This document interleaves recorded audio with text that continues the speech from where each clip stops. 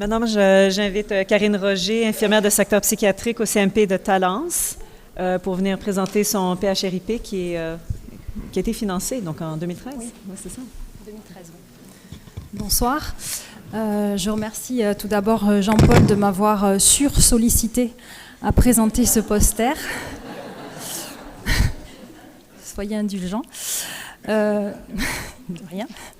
Donc je vais vous présenter le programme SKIZ pour lequel on a eu un financement PHRIP en 2013. On est encore toujours dans l'exécution de la recherche. On va bientôt finir, mais c'était assez long. Et voilà. Je voulais juste rappeler un petit peu le contexte. Je pense que vous savez qu'effectivement, le pronostic de la schizophrénie reste sévère, marqué par la fréquence des rechutes et les conséquences liées à une mauvaise observance. Notre travail, nous, infirmiers, sur le CMP, vise surtout à rétablir l'intégrité physique et psychique de l'individu, à découvrir et comprendre ses difficultés et à lui donner les moyens de les résoudre, mais également à aider le groupe familial à affronter la crise et aussi la sortie de crise, et d'accompagner les phases du rétablissement. Les aidants proches, auparavant tenus à l'écart, sont davantage sollicités dans le soin et impliqués, mais la maladie affecte le fonctionnement de ce groupe. Et nous étions très souvent sollicités au CMP par des aidants en grande difficulté, souvent dans l'urgence, par des situations anxiogènes, une incompréhension devant des comportements illogiques, et parfois un climat de violence qui entraîne beaucoup de répercussions sur la qualité de vie. Des problèmes souvent de santé physique, psychologiques, sociaux, mais aussi financiers, parfois l'arrêt du travail pour certains aidants. C'est vivre souvent avec l'imprévisibilité et l'étrangeté au quotidien. En demande d'informations sur la pathologie et les soins proposés, l'entourage a souvent besoin de temps et d'un accompagnement particulier pour l'acceptation du trouble et une meilleure gestion de la maladie de leurs proches. Alors il y a des programmes psychoéducatifs qui existent depuis assez longtemps, qui sont adaptés en français, qui sont très utiles, mais qui sont peu utilisés pour des questions de temps, de formation et de coût.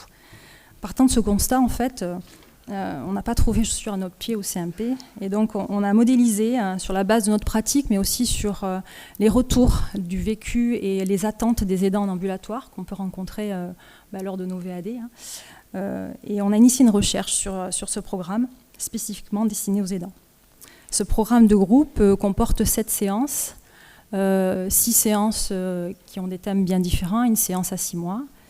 Il est animé par moi-même et 2 autres collègues, et on fait ça le soir en fait, après les horaires de fermeture du CMP, et en dehors bien sûr de notre temps de travail au CMP. Même si effectivement tout ce qui va être inclusion des patients, entretien avec les aidants se fait pendant le temps du CMP, ce qui est parfois très compliqué puisqu'on n'a pas de temps dédié du tout à la recherche et à ce groupe. Donc c'est un peu compliqué de naviguer entre les deux, et parfois c'est un peu compliqué de choisir de rencontrer un aidant ou un patient plutôt que d'assumer son travail de CMP.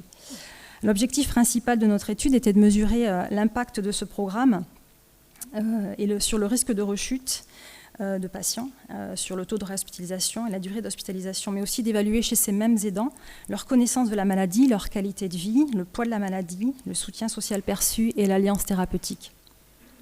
À terme, cette recherche vise à implanter ce programme de manière systématique dans notre programme, dans notre dispositif de soins sur l'hôpital. Il faut savoir que seulement 3% des familles touchées par la schizophrénie d'un proche ont pu suivre un programme en France. Et afin que les besoins d'aide de ces familles de schizophrènes soient effectivement reconnus et pris en compte par les organismes de soins. Puis notre projet aussi, c'était aussi de pouvoir diffuser ce programme finalement à d'autres équipes soignantes aussi, et que chaque soignant puisse avoir le choix de se saisir d'un outil le plus adapté à sa pratique. La méthodologie, il faut savoir que donc, c'est un PHRIP qui a commencé en 2013. Il y a eu beaucoup de temps avec toutes les formalités administratives, CPP, CNIL, etc. Et on a débuté en fait en avril 2016. Et sur les 60 patients prévus, on a inclus à l'heure actuelle 43 patients et 46 aidants jusqu'en décembre 2019. On a redemandé là 6 mois de prorogation au CPP pour arriver au plus proche de notre échantillon qui était de 60. Les critères d'inclusion sont que le patient et les aidants doivent être âgés de plus de 18 ans, informés du diagnostic, ça c'est important, maîtriser le français et consentant à la recherche. Et les aidants sont surtout les personnes que désigne en fait le patient. Voilà, c'est lui, en gros, qui dit qui pourra venir participer au groupe. Alors, comment on procède? En fait, on rencontre chaque patient et chaque aidant à 2 soignants en rencontre préliminaire. Et après signature des consentements, il y a une randomisation qui désigne les patients qui participent au groupe dans un premier temps et ceux qui sont en groupe témoin pendant 6 mois. Pour des questions éthiques, ça nous était impossible de pouvoir faire que des aidants ne puissent pas participer au groupe. Donc dès qu'ils sortent de la recherche, en fait, on les réintègre systématiquement dans les groupes qui suivent. Alors il y a plusieurs évaluations qui sont faites. Donc pour le patient, on a le soutien d'un attaché de recherche clinique qui fait passer la PANSS, c'est une échelle de la sévérité de la symptomatologie, et puis une échelle aussi sur l'observance thérapeutique. Et pour les aidants, en fait, on a sélectionné 6 autoquestionnaires qu'ils doivent nous remplir avant le groupe, après le groupe et à 6 mois du groupe. Donc un questionnaire sur la qualité de vie qui permet d'appréhender les conséquences de la prise en charge d'un proche, un questionnaire sur la connaissance de la maladie, un questionnaire qui met en évidence aussi le degré d'épuisement, d'usure de l'aidant, qui est l'échelle de Zarit, un questionnaire aussi sur la dépression des aidants, un autre questionnaire sur l'alliance thérapeutique et un dernier sur l'observance thérapeutique du patient perçue par les proches.